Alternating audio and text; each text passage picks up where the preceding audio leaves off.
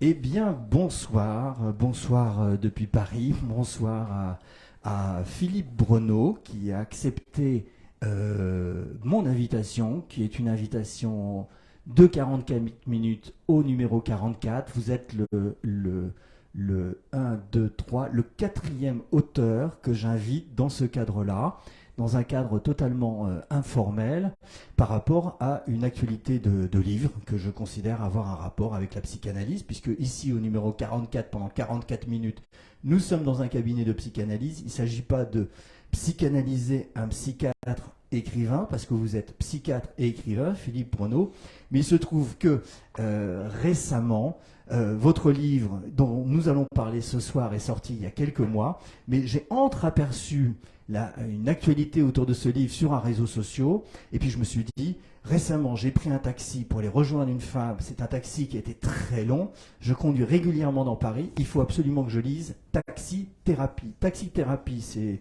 chez un éditeur qui s'appelle Serge Safran, c'est votre premier roman, mais ce n'est pas votre premier livre, parce qu'on vous doit des multitudes d'ouvrages comme Éloge de la masturbation, Pourquoi c'est si compliqué l'amour, enfin Philippe Breneau, bonsoir. J'espère que tout le monde nous entend bien parce que c'est un direct sur Bonsoir Facebook. à tout le monde, oui. Voilà, et on va discuter jusqu'à 20h04. Voilà, merci d'avoir accepté mon invitation, Philippe. Avec plaisir, oui. Alors moi j'ai une première question. On n'a pas convenu d'un échange, c'est totalement informel, mais bon, c'est totalement informel, mais c'est totalement sérieux. Peut-être qu'on peut commencer. J'allais vous proposer peut-être. Ça fait beaucoup de peut-être et pas beaucoup d'affirmations. On peut peut-être commencer par une lecture d'un extrait. Et alors moi j'aime bien faire les choses à l'envers, ou les en faire l'envers ou l'endroit. Vous avez écrit un roman, et c'est un roman aussi, bien évidemment, s'il s'intitule Taxithérapie, il est question de thérapie, il est question de psychanalyse. Et on essaiera quand même de dire deux, trois petites choses qui me semblent incontournables, en tout cas qui moi m'intéressent, donc qu'on a évoqué tout de suite avant de lancer le direct, pendant ces 44 minutes, mais je vous propose de lire un extrait. L'extrait, c'est la fin. C'est la fin ou c'est le début. Et ça, vous nous en direz certainement quelques petites choses après. Bien que la mairie fût silencieuse en ce samedi, veille de fête, les trompettes sonnantes d'un grand orgue résonnaient dans toutes les têtes. L'inévitable sarabande de Handel retentit jusqu'à ce que les mariés prirent place sur les deux chaises prévues à cet effet.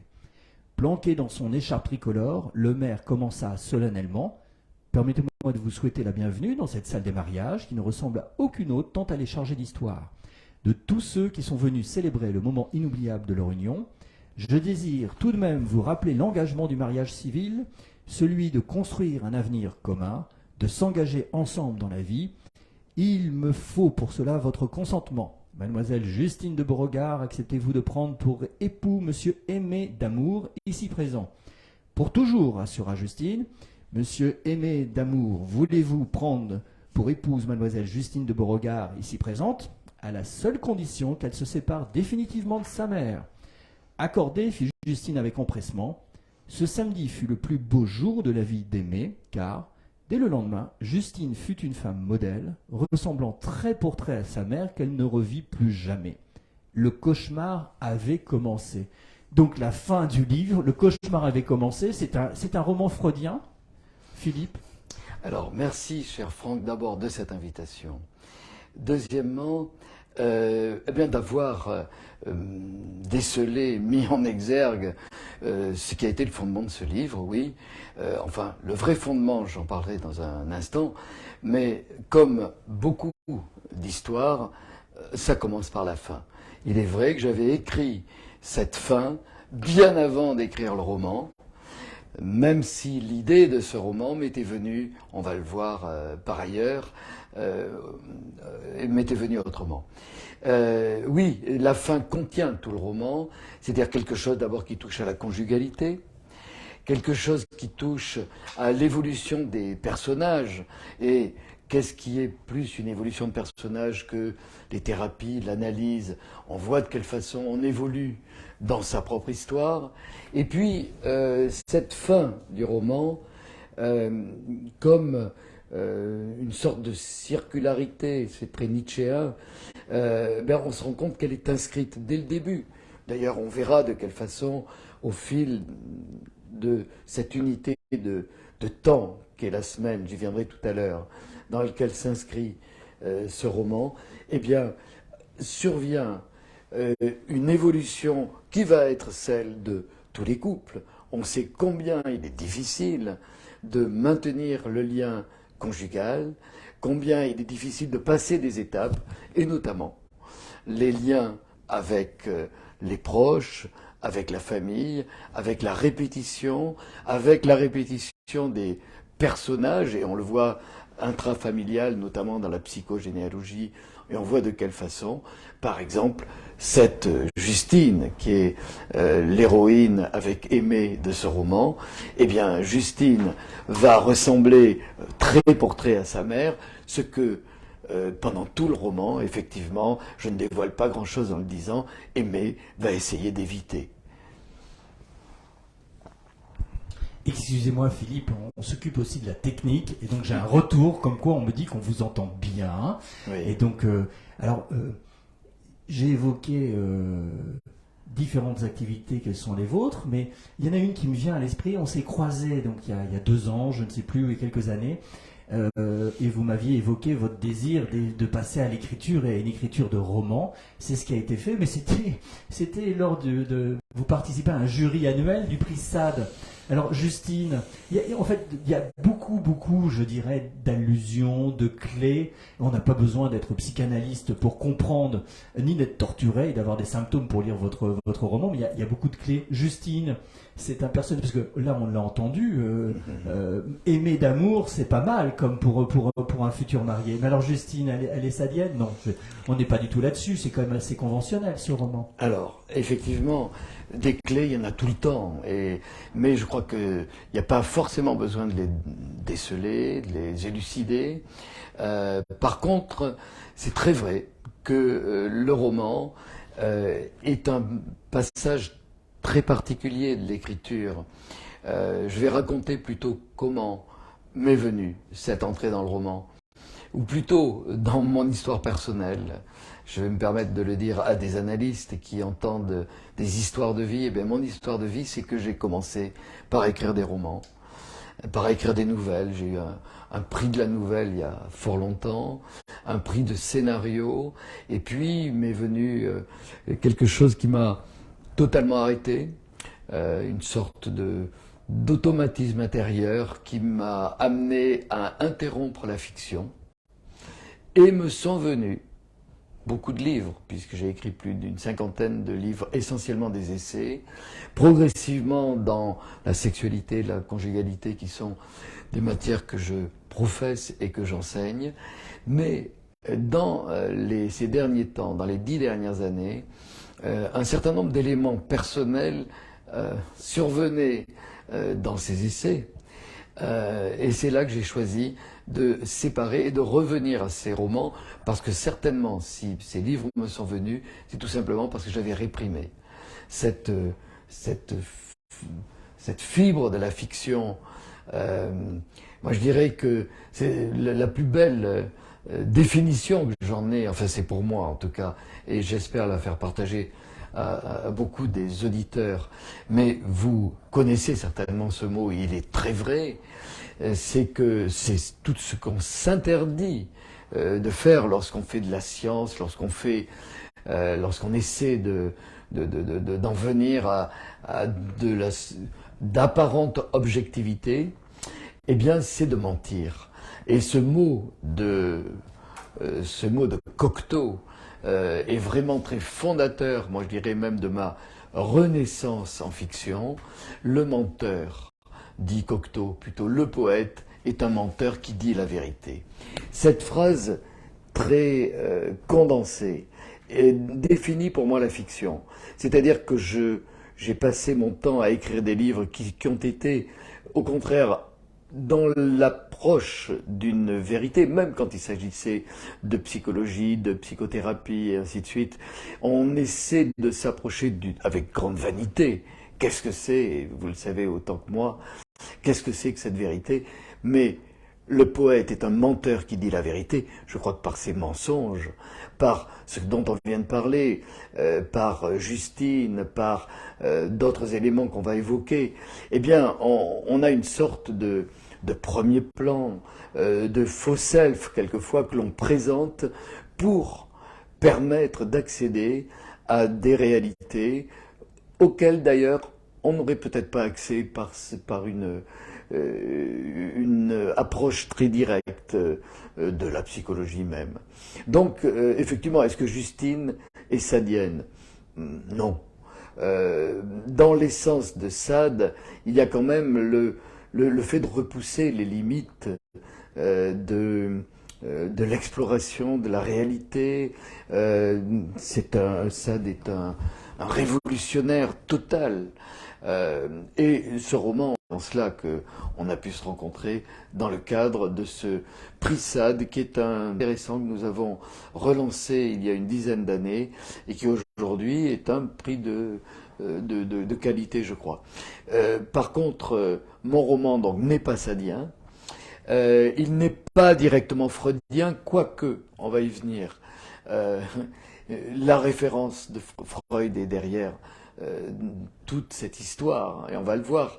C'est-à-dire que le fait de pouvoir démonter les psychothérapies, j'ai pris ce terme qui est plus large et plus accessible que le terme direct de l'analyse, eh bien le fait de pouvoir démonter par l'espèce de métaphore que représente le taxi, et on va voir combien c'est très proche de la relation à l'autre, à la patientèle, à la clientèle analytique, eh bien, permet d'ailleurs des choses qui sont peut-être aussi, ou même peut-être plus performantes. J'ai vu des chauffeurs de taxi, parce que j'en ai rencontré beaucoup après l'histoire première qui m'a amené à rentrer dans ce roman. Eh bien, j'ai rencontré beaucoup de chauffeurs de taxi qui avaient conscience d'être thérapeutes. Et ils me l'ont dit très directement. Mais vous savez, nous faisons presque le même métier. C'est cela qui m'est venu, d'ailleurs le déclencheur, c'était il y a plus de 20 ans, lorsque je suis monté dans un taxi. Vous voulez peut-être savoir pourquoi. Alors par exemple, après moi j'ai beaucoup de questions pour vous, Philippe, et peut-être que c'est le moment de préciser. Je ne suis pas sûr que tout le monde va nous suivre sur cette voie hérétique, comme aurait dit Lacan. Il n'y a rien d'hérétique dans le taxi. Non, et j'arrive même à dire que la taxithérapie est certainement la voie importante que cherchait Freud, qu'il n'a pas tout à fait trouvé, et c'est peut-être l'aboutissement aujourd'hui premier et plus important de la psychanalyse. Bien sûr, avec beaucoup beaucoup d'humour. Il faut dire aussi quelques petites choses là-dessus, c'est que dans votre ouvrage, il y a deux parties complémentaires qui sont la partie biographique de personnages, mais également des citations qui sont utilisées dans le roman, dont une citation de Freud qui convoque le fameux mouvement du train. Bien sûr. Et c'est-à-dire que l'air de rien, parce que si on se dit, taxithérapie, après en thérapie sur Arte, et puis ceci, cela. Non, moi j'ai été vraiment surpris en vous lisant, et donc je suis encore plus enchanté, et donc nous on est pour l'enchantement et la joie, c'est un peu ça le but de nos pratiques professionnelles, mais là on parle de votre écriture. En tout cas, ce qui est sûr, c'est que l'air de rien, le mouvement même, la mise en mouvement, et par exemple la place de la Concorde a son importance, et on parlait de ça, enfin la place de la Concorde c'est comme là où on a guillotiné les gens, mais la place de la Concorde, d'une place où je suis régulièrement aussi en ce moment, il y a une mise en mouvement, c'est-à-dire que votre roman est très réaliste, mais d'un point de vue symbolique, ça nous ouvre à un imaginaire où c'est la mise en mouvement du corps et des deux corps, donc du chauffeur de taxi qui met en mouvement, puisqu'il s'agit d'un personnage qui s'appelle César. César, effectivement, est ce chauffeur de taxi qui fait de la thérapie en embarquant sa patientèle avec lui dans Paris. Donc c'est un voyage dans Paris, c'est un voyage aussi temporel, puisque ça commence un samedi et ça se termine un samedi. Il y a une boucle aussi temporaire là-dessus. Voilà, bon, moi je donne quelques pistes, parce que l'idée c'est de lire le livre, c'est pas qu'on vous dévoile la totalité. Mais donc ce mouvement, il y a un mouvement, il y a aussi la convocation de certains mots, c'est très précis, le tarif a un sens, et puis il y a des personnages aussi qui, moi, me font beaucoup sourire. Peut-être que vous voulez nous mettre en mouvement encore, Philippe. Mettre en mouvement, alors c'est très intéressant ce que vous décoder dans ce... Moi, j'aime pas trop décoder mon propre roman.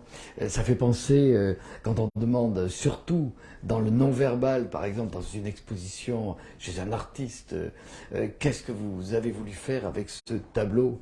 Et effectivement, c'est tellement projectif que, à l'extrême, il n'y a rien à dire.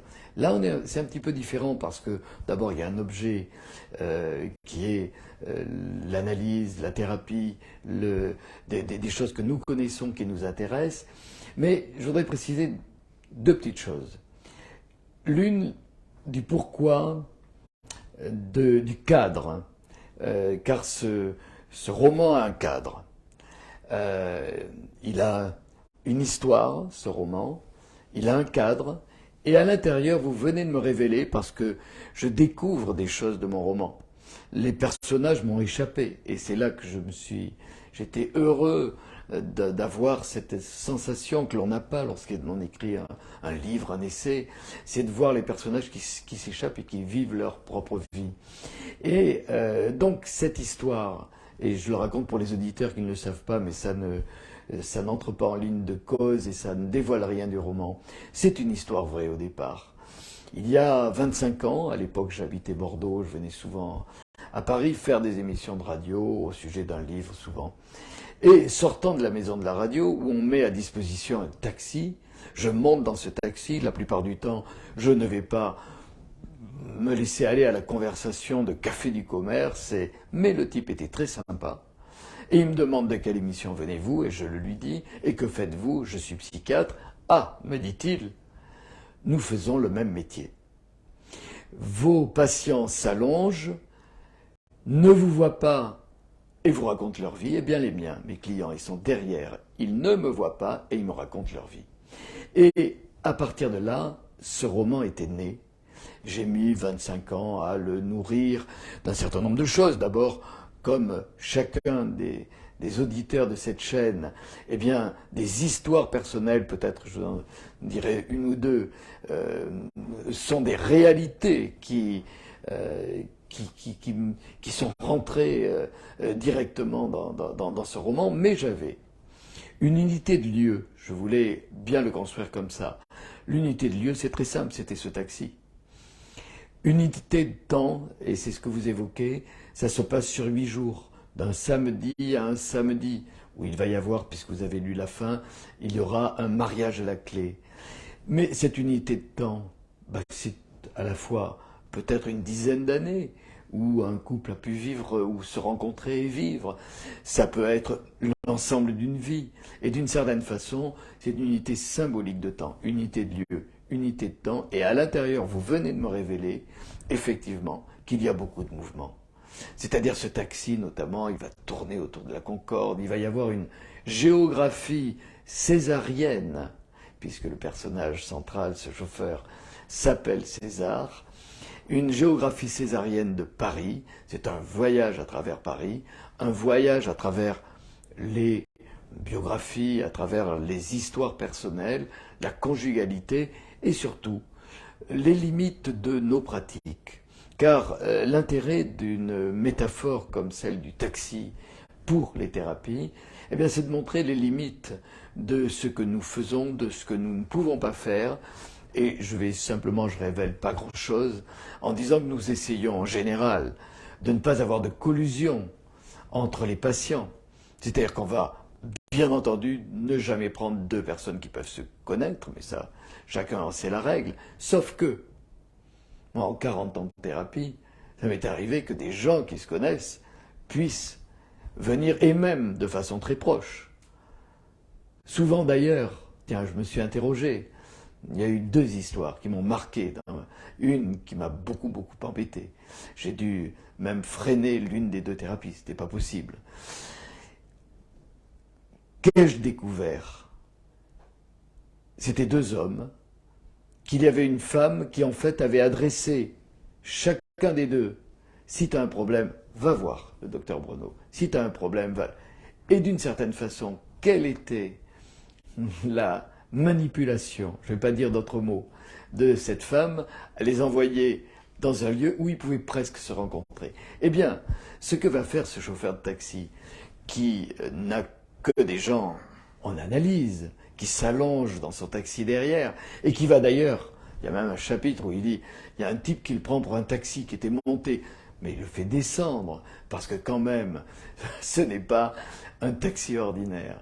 Eh bien, que révèle? C'est-à-dire que ce chauffeur de taxi, il va avoir des patients qui lui viennent du bouche à oreille, d'un certain nombre d'amis, et d'un ami analyste, qui est son père symbolique, qui va, mais je ne dévoile pas grand-chose dans l'histoire, qui va, à ce moment-là, faire qu'une grande part de ces patients se connaissent.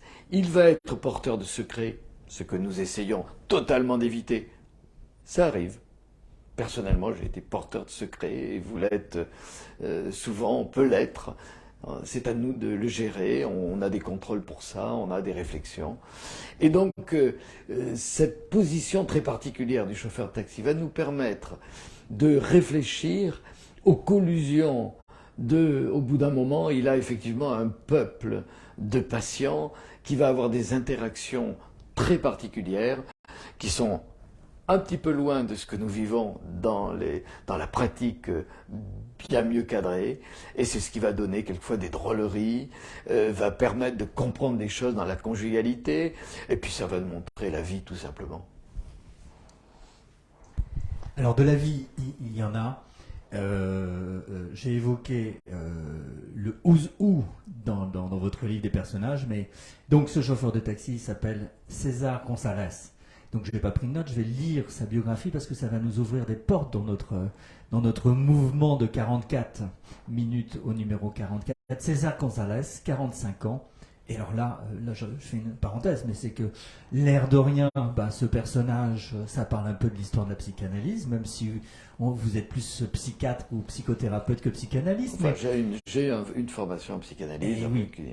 Et donc César González, 45 ans, est né par le plus grand des hasards en 1973 à Buenos Aires. Ouais. Il arrive à Paris à l'âge de 25 ans. Après de multiples petits boulots, serveur, livreur, acteur porno, César devient taxi et psychanalyste avec l'originalité de cette fusion, taxi-thérapeute. Invention d'Haussmann Calin. César est raffiné, il soigne sa coiffure, ses chaussures et porte toujours un nœud papillon comme Calin. Son caractère raffiné, on l'apprendra, est dû à son éducation aristocratique malgré lui. Il fut l'un des rares enfants volés de la dictature Videla en Argentine, à être retrouvé et à reprendre son identité antérieure. Son père, Raúl González, péroniste et opposant à la junte militaire, a été enlevé en 1976. Sa mère, Marina, déportée dans un camp, a été enlevée puis jetée à la mer. Lui, César González, a été donné la même année, 1976, à l'âge de 3 ans, à un couple de militaires en mal d'enfants proches du régime.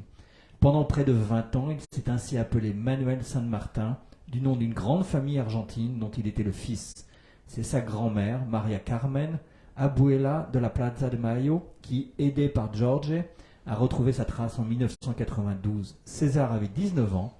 Maria Carmen mourut en 1995, la même année. César rencontra Zelda Alfonsin, fille de Carlos Alfonsin, opposant à la junte et ami de Raoul. 2 ans plus tard, ils décidèrent de quitter l'Argentine. Elle mourut de façon dramatique d'une méningite en 1998 à leur arrivée à Paris.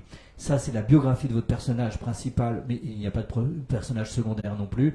C'est le fameux taxi-thérapeute. Et quand vous nous parlez de vie, vous nous resituez aussi, et ce n'est pas une finesse, c'est une simplicité de dire la psychanalyse, l'Amérique du Sud, l'Argentine. Non, l'air de rien, vous avez quand même tissé quelque chose où en apparence, on peut l'entendre avec légèreté, taxithérapie, ok, et puis avec aussi beaucoup de couches. Cette convocation, elle en dit long aussi, ce rapport avec cette mère et ce rapport historique. Voilà. En fait, je n'ai rien tissé. J'ai rien tissé. C'est des personnages par eux-mêmes. Ça s'est tissé tout seul. Mais bien sûr, je le dis au sens de l'intentionnalité. Ça s'est tissé de façon progressive. J'ai été très marqué par un voyage à Buenos Aires. J'ai très marqué par les influences, et notamment analytiques, avec ce chant que nous connaissons bien en Argentine.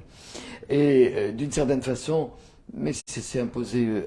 César existait en moi bien avant que je rencontre le chauffeur de taxi qui m'a raconté cette histoire.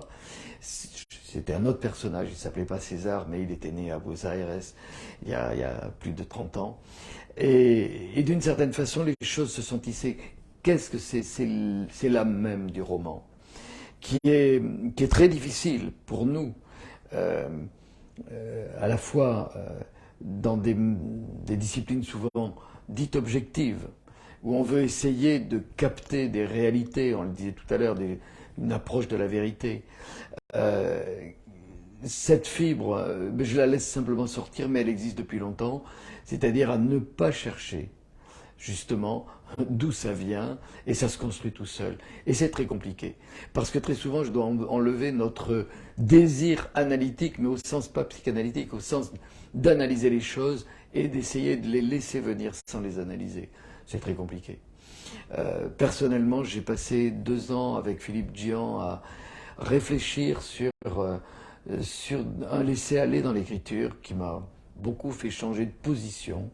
Hein, c'est vraiment ça, c'est une histoire comme on a une position de thérapeute, d'analyste, une position d'écriture qui n'est pas celle de l'essai.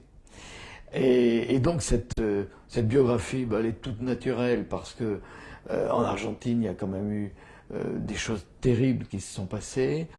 Et d'une certaine façon, qu'est-ce que cette histoire, qu'elle révèle-t-elle, sinon ce que nous vivons tous, thérapeutes, analystes, c'est-à-dire la rencontre de notre histoire personnelle avec l'histoire des analysants, des patients en thérapie, qui est tout simplement la rencontre, puisque toutes les questions intérieures de César vont effectivement, ou plutôt, pardon, les problématiques des patients vont s'entrechoquer avec l'histoire même de César, qui va, parce que justement il est dans cette position de pas tout à fait analyste, de pas contrôler, eh bien il est aux prises avec les déchirements intérieurs et tout ce que l'on va essayer d'éviter lorsque nous sommes dans un cadre dans lequel on se repère et où on sait où on va opérer.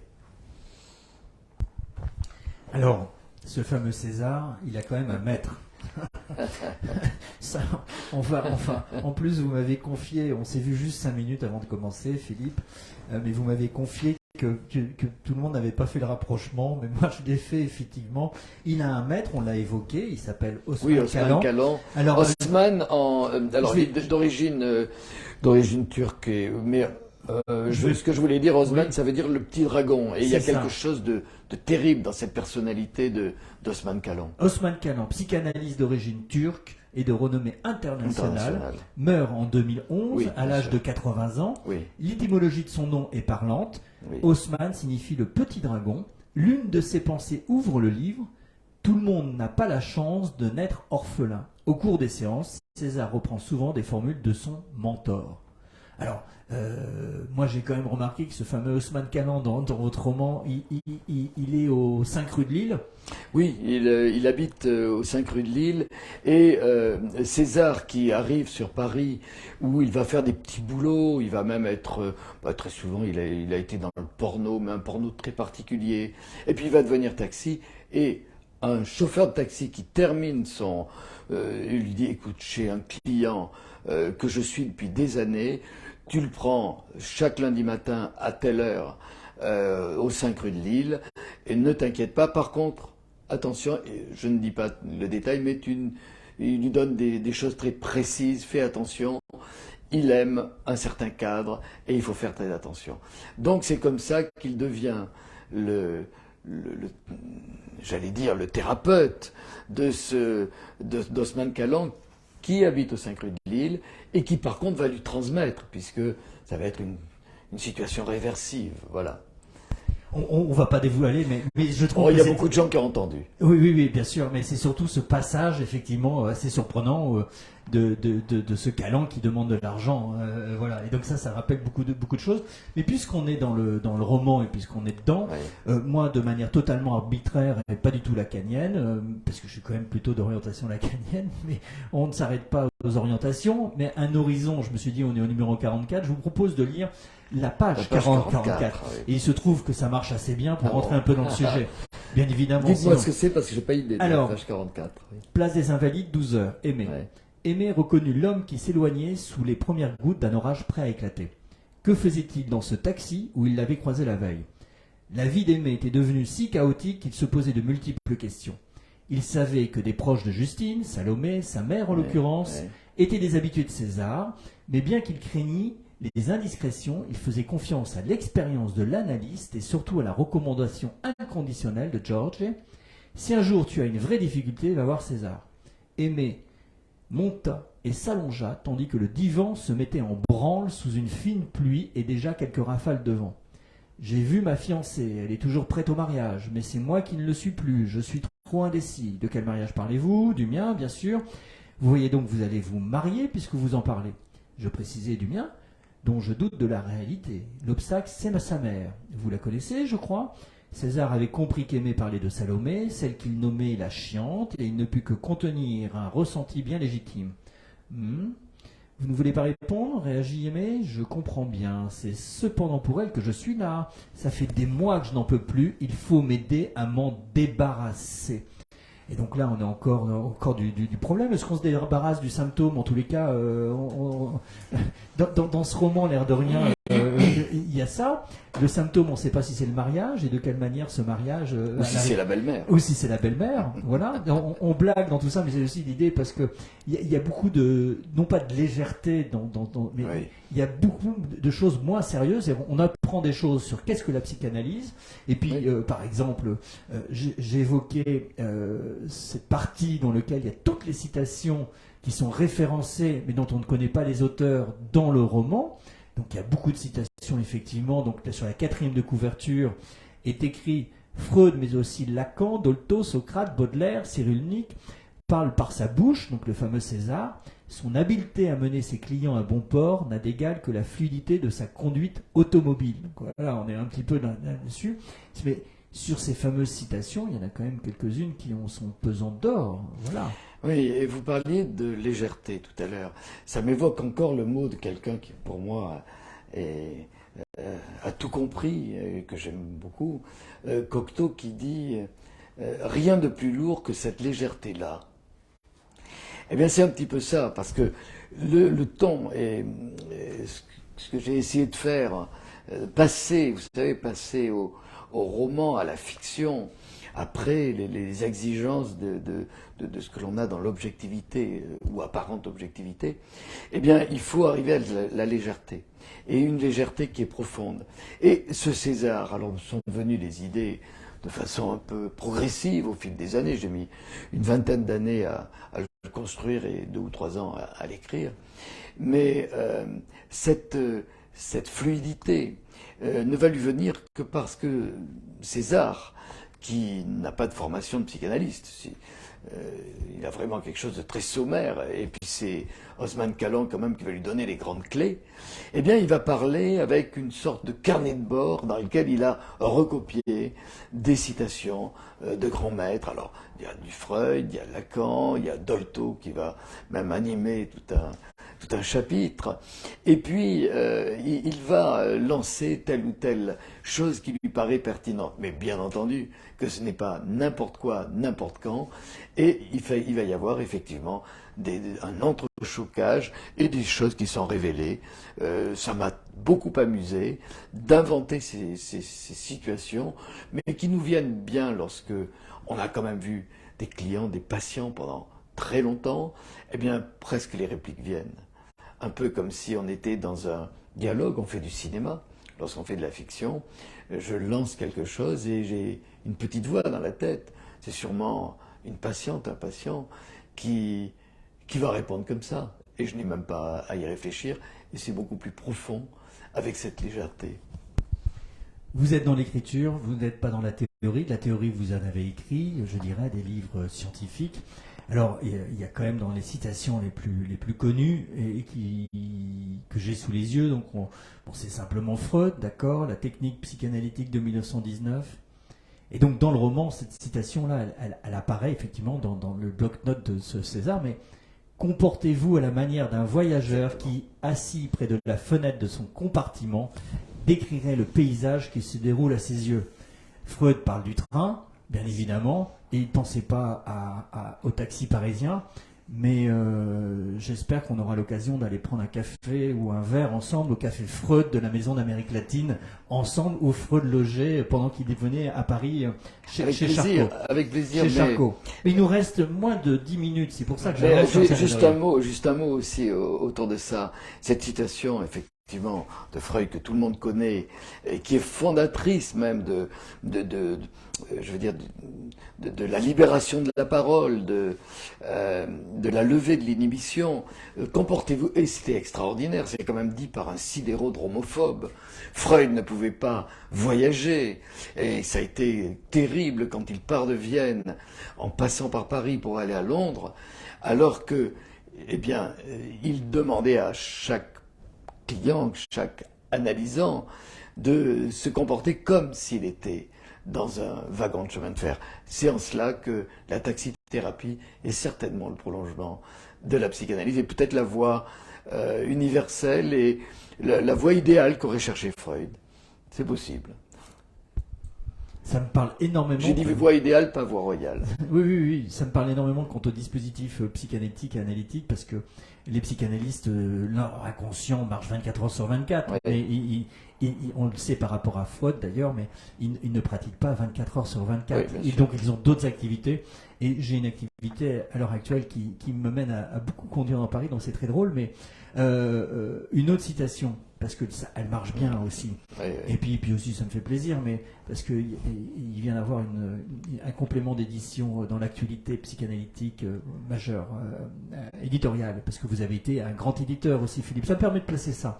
Mais une citation, on finit toujours par devenir le personnage de sa propre histoire. Alors là, par rapport à vous, on finit toujours par devenir le personnage de sa propre histoire.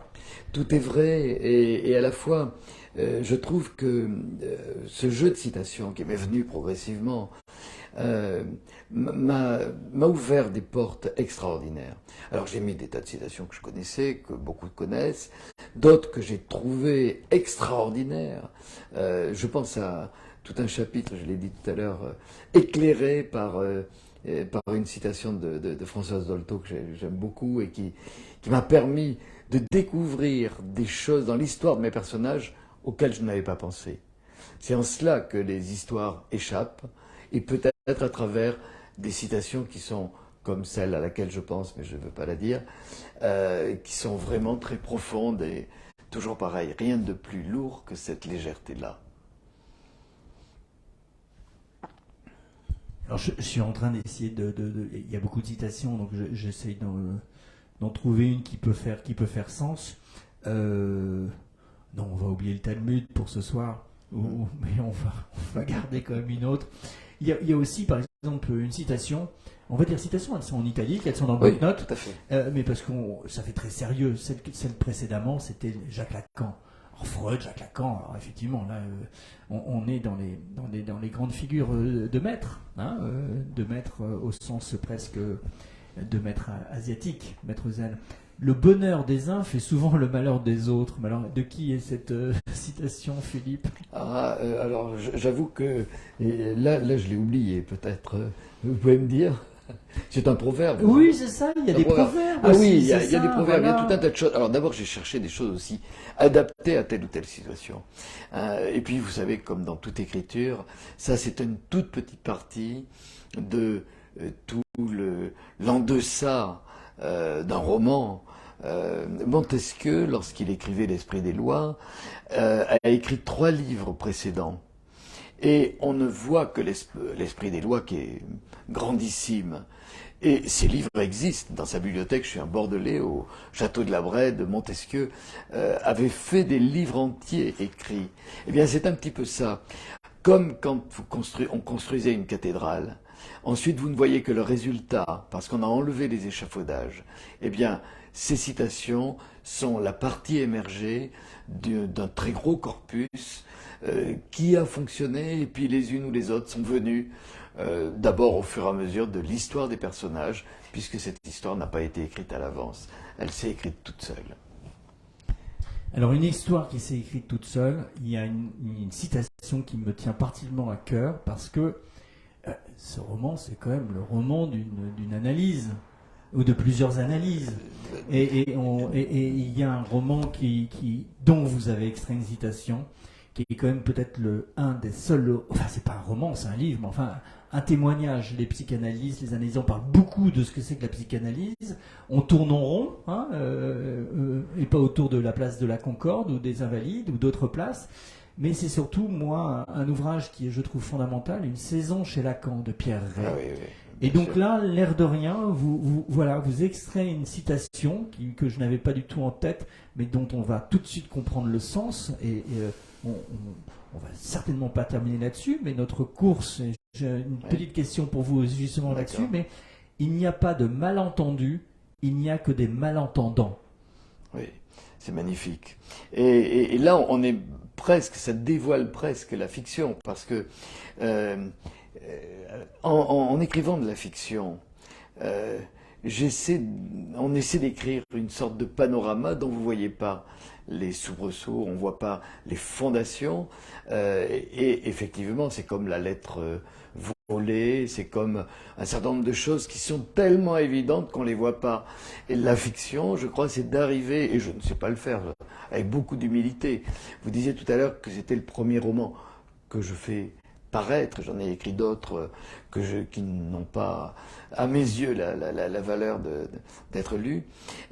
Mais c'est ça, c'est s'approcher progressivement à mettre en évidence, c'est quelque chose de l'ordre de la prestidigitation, c'est-à-dire mettre en évidence quelque chose que vous ne voyez pas et qui est fondamental. C'est quelque chose de l'ordre de l'illusion, voilà. Et cette citation de Rey est très vraie. On est malentendant des histoires de nos patients, on le sait. Ils sont malentendants des leurs, et on va essayer de les amener à pouvoir s'éclairer. Le taxithérapeute va par des artifices, par la toile d'araignée, des histoires qui se construisent, parce qu'en définitive, il y a une sorte de généalogie entre toutes les histoires, et on voit à ce moment-là des connivences. Nous les voyons, nous le savons, on reconnaît des histoires d'un patient à l'autre, et puis toute la singularité. Donc d'une certaine façon, c'est cette toile d'araignée qui sécrète. Moi, je vais dire même que je n'ai pas écrit un roman, il s'est écrit tout seul. Hein, c'est Lamartine qui disait « Je n'écris pas, je ne fais que recopier ce qui me vient de là-haut, à l'intérieur de moi. » C'est un en deçà plutôt qu'un au-delà. Alors vous faisiez référence à la lettre volée qui est intégrée dans un des séminaires de Jacques Lacan, effectivement, de cette, par rapport à Edgar Allan Poe. Voilà. Mais encore une fois, il n'y a pas besoin d'être en analyse pour lire votre livre, mais il est évident que ce livre parle de qu'est-ce que c'est qu'une analyse. C'est pour ça que j'ai évoqué Pierre Rey, parce que c'est un livre rare de ce qui se passe dans une psychanalyse sans passer par la théorie, mais de la pratique, c'est-à-dire effectivement la mise en mouvement. Ça parle de notre expérience, et une expérience où d'un seul coup, effectivement, il n'y a pas un barrage avec d'un côté le thérapeute et de l'autre côté l'analysant ou l'analysante. Il y a une aventure partagée, comme dans ce taxi, effectivement, où à un moment donné, il y a cette marche en avant. Il nous reste moins de 60 secondes, Philippe.